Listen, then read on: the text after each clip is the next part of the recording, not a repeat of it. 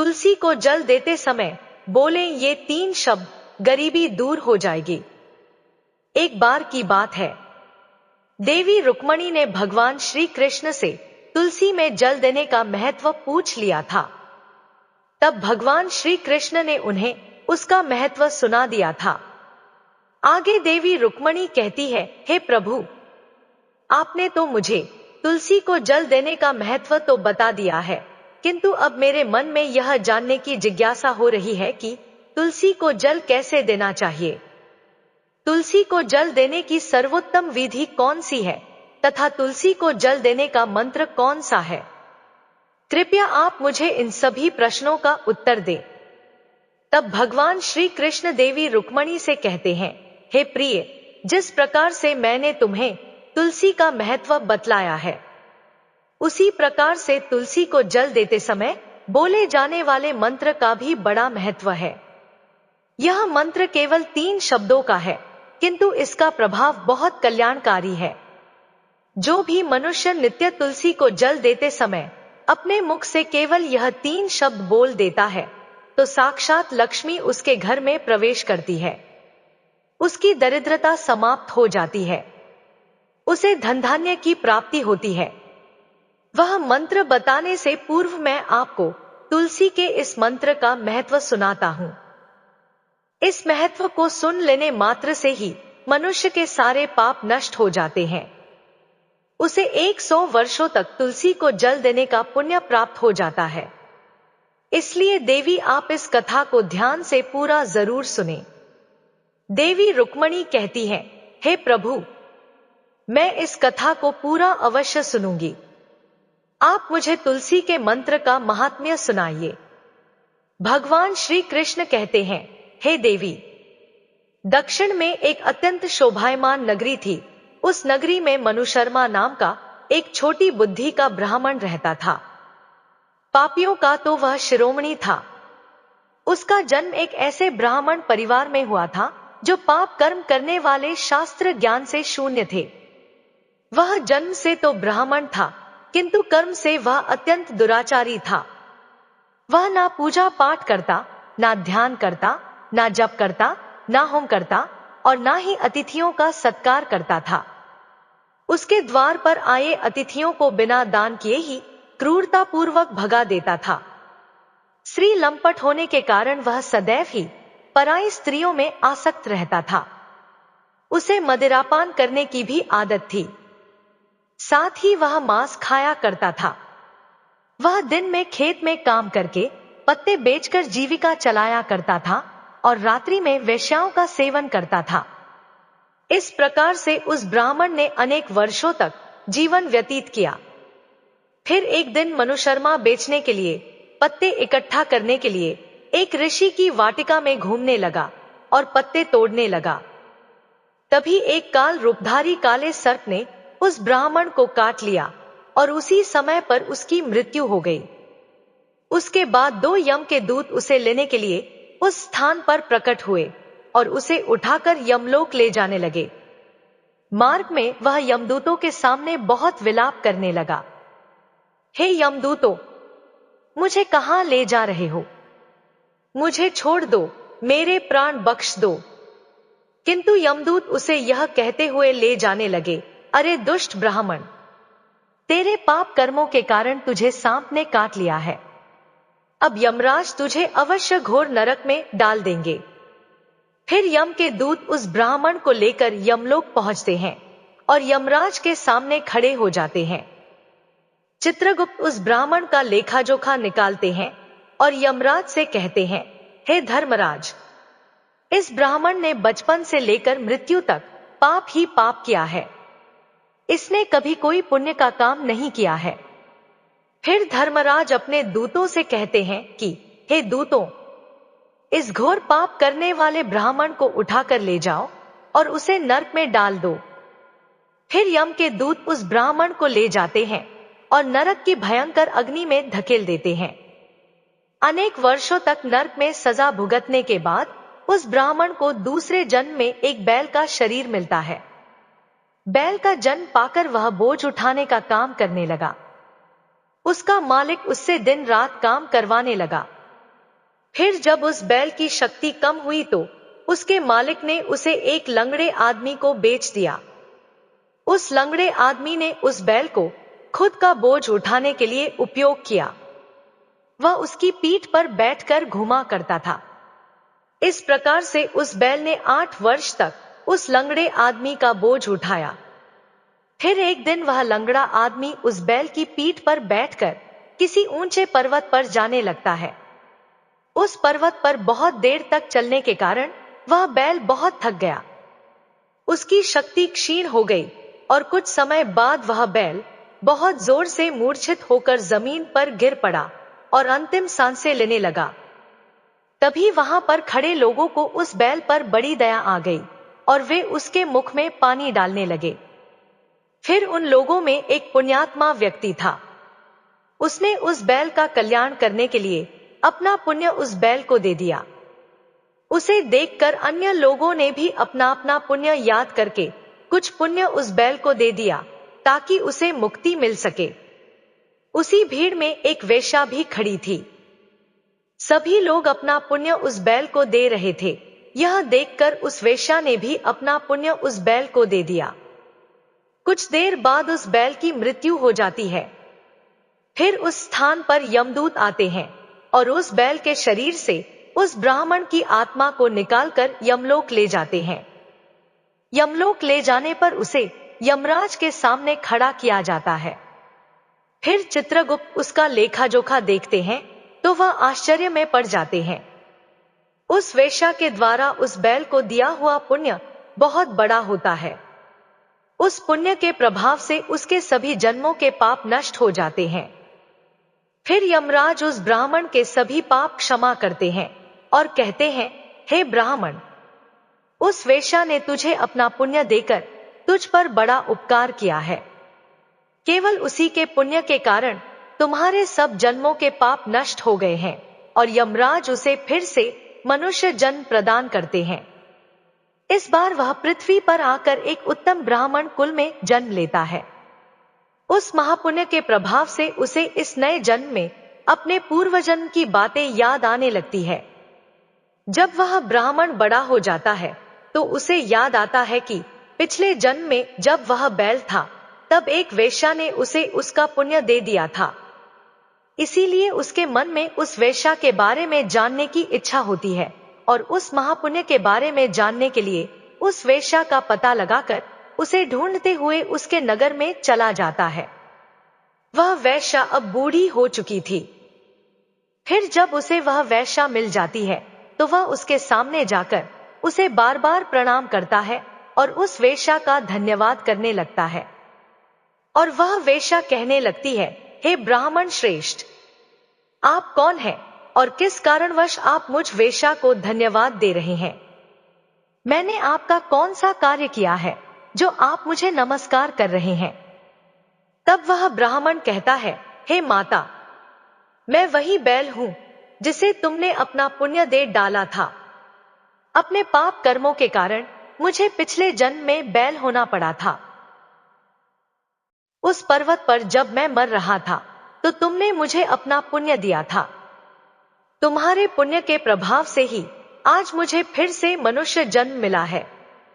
तुम्हारे द्वारा दिए गए उसी पुण्य कारण मुझे अपने पूर्व जन्म की सारी बातें याद है।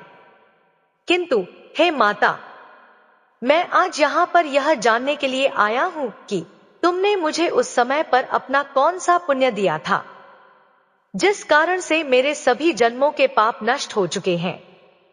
मैं उस पुण्य के बारे में जानना चाहता हूं। तब वेश्या ने कहा कि हे ब्राह्मण श्रेष्ठ, मैंने तो अपने जीवन में कोई पुण्य के काम नहीं किए हैं, किंतु मेरे घर में एक तोता है जो पिंजरे में रहकर हमेशा कुछ बोलता रहता है, जिसे सुनकर मेरा अंतकरण पवित्र हो गया। उसी तोते के द्वारा बोले गए मंत्र का पुण्य मैंने तुम्हें दान में दिया था। फिर वह वेश्या और वह ब्राह्मण उस तोते के पास जाते हैं और उससे पूछने लगते हैं कि हे सुख, तुम कौन सा मंत्र बोलते रहते हो जिससे हमारे जीवन का उद्धार हुआ है? यह मंत्र तुम्हें किसने सिखाया और इस मंत्र का क्या अर्थ होता है? तब उस तोते ने अपने पूर्व जन्म का वृतांत सुनाना आरंभ किया। वह तोता कहने लगा, हे ब्राह्मण श्रेष्ठ, पिछले जन्म में मैं एक ब्राह्मण था। मैं अपने ज्ञान के अहंकार में अंधा हो चुका था। मैंने कभी गुरुजनों का आदर नहीं किया, सदैव ही उनका अपमान किया। मुझे अपने ज्ञान पर इतना अधिक घमंड हो गया था कि जिस कारण से मेरे क्रोध बहुत अधिक बढ़ गए और मैं सभी से द्वेष करने लगा। अन्य मनुष्यों को तुच्छ समझने लगा, विद्वानों का भरी सभा में अपमान करने लगा। फिर कालांतर में मेरी मृत्यु हो गई और मुझे यमलोक ले जाया गया। पूज्यजनों और गुरुजनों का अपमान करने के कारण मुझे तोते के कुल में डाल दिया गया और मेरा जन्म एक तोते के रूप में हो गया। मेरे पाप कर्मों के कारण छोटी अवस्था में ही मेरा अपने माता पिता से वियोग हो गया। फिर मैं पेड़ की डाल पर बैठकर रो रहा था तो उसी स्थान से कुछ मुनि जा रहे थे। उन्होंने मेरी दयनीय पुकार सुनी और मुझे लेकर अपने आश्रम में चले गए। वहां उस आश्रम पर उन्होंने मुझे एक सुंदर पिंजरे में रखा और मेरा अच्छी तरह से ख्याल रखा। वे मुझे नित्य भोजन दिया करते थे और पढ़ाते थे। उस स्थान पर वे ऋषि मुनि, उनकी स्त्रियां और बालक सभी नित्य तुलसी के पौधे को जल देते थे और उसके सामने एक मंत्र का जाप करते थे। उन्हीं के मुख से बार बार उस मंत्र को सुनकर मैंने उसे रट लिया और तभी से मैं उस मंत्र को जान गया हूं। वही मंत्र मैं दिन रात बोलता हूं। उस मंत्र के प्रभाव से मेरी कभी मृत्यु नहीं हुई और मेरी आयु 100 वर्ष की हो गई और मैं इतने वर्षों तक जीवित रहा। इसी बीच एक रात को एक चोर उस स्थान पर आ गया और उसने मुझे वहां से चुरा लिया और फिर इस वेश्या ने मुझे उस चोर से खरीद लिया। इस वेश्या के घर पर आने के बाद भी मैं उस मंत्र को बोलता रहता था, जिसे सुनकर इस वेश्या का मन भी पवित्र हो गया और उसने वेश्या का काम छोड़कर भगवान विष्णु की भक्ति करने लगी। उसी मंत्र के प्रभाव से मेरे पूर्व जन्मों के सभी पाप नष्ट हो गए और उसी मंत्र के प्रभाव से इस वेश्या का भी अंतःकरण पवित्र हो गया। हे ब्राह्मण देवता, उसी मंत्र के पुण्य से आप भी पाप मुक्त हो गए हैं। इस प्रकार से तोते ने उस ब्राह्मण को और उस वेश्या को सारा वृत्तांत सुना दिया, जिसे सुनकर वह ब्राह्मण और वेश्या दोनों ही अत्यंत प्रसन्न हुए और फिर वे दोनों भी नित्य तुलसी को जल देकर उस मंत्र का जाप करने लगे। फिर वह तोता, वेश्या और वह ब्राह्मण तीनों ही उस मंत्र के प्रभाव से दिव्य विमानों में बैठकर विष्णु लोक को चले गए।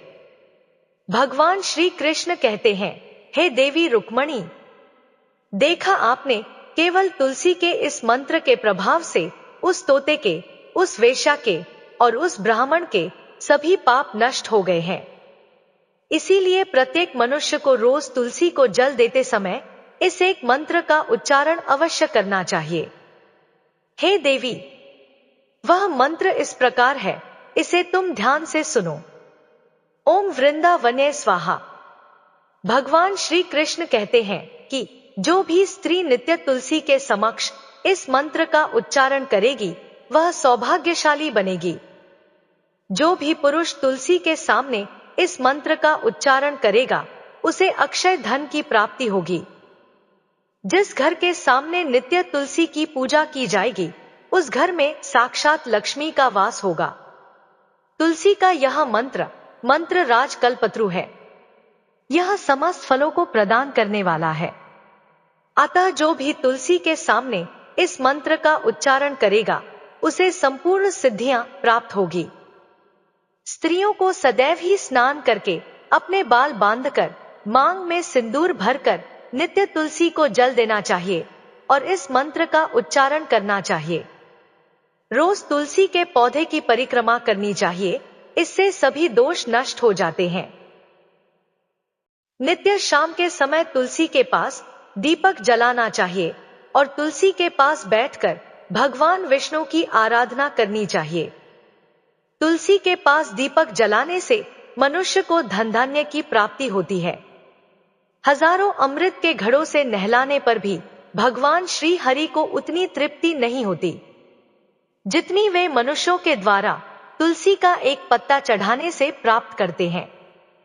10,000 गाय के दान से मानव जो फल प्राप्त करता है, वही फल तुलसी पत्र के दान से पा लेता है।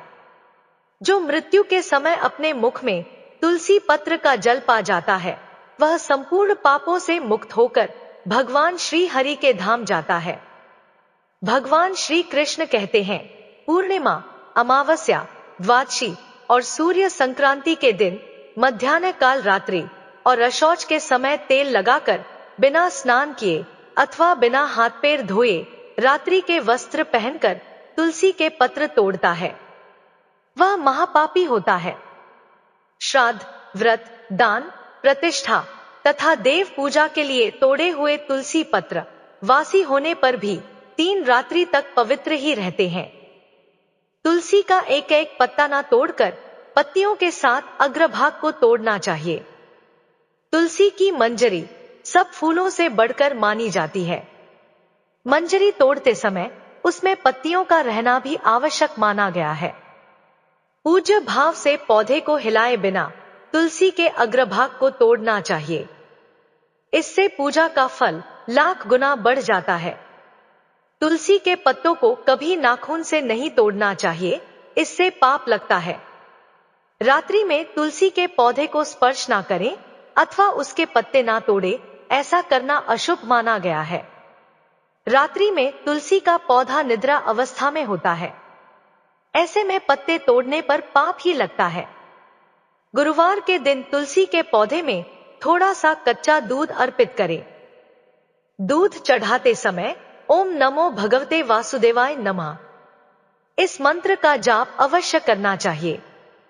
तुलसी के पौधे के पास शालिग्राम रखें और उस पर तिल चढ़ाएं। पूजा में तुलसी और शालिग्राम को दूध में भीगी हल्दी का तिलक अवश्य करें। शालिग्राम पर तुलसी पत्र रखकर चंदन लगाना चाहिए। अगर कोई महिला मासिक धर्म से है तो वह तुलसी की पूजा ना करे। मासिक धर्म के दौरान तुलसी को स्पर्श करने से घोर पाप लगता है, इससे स्त्री की दुर्गति होती है। तो दोस्तों, इस प्रकार से भगवान श्री कृष्ण ने देवी रुक्मणी को तुलसी को जल देने का मंत्र का महत्व सुनाया है। यह कथा आपको कैसी लगी, कमेंट करके अवश्य बताएं। अगर आपको यह जानकारी अच्छी लगी तो वीडियो को लाइक जरूर करें, साथ ही चैनल को सब्सक्राइब करें। आप सभी का धन्यवाद।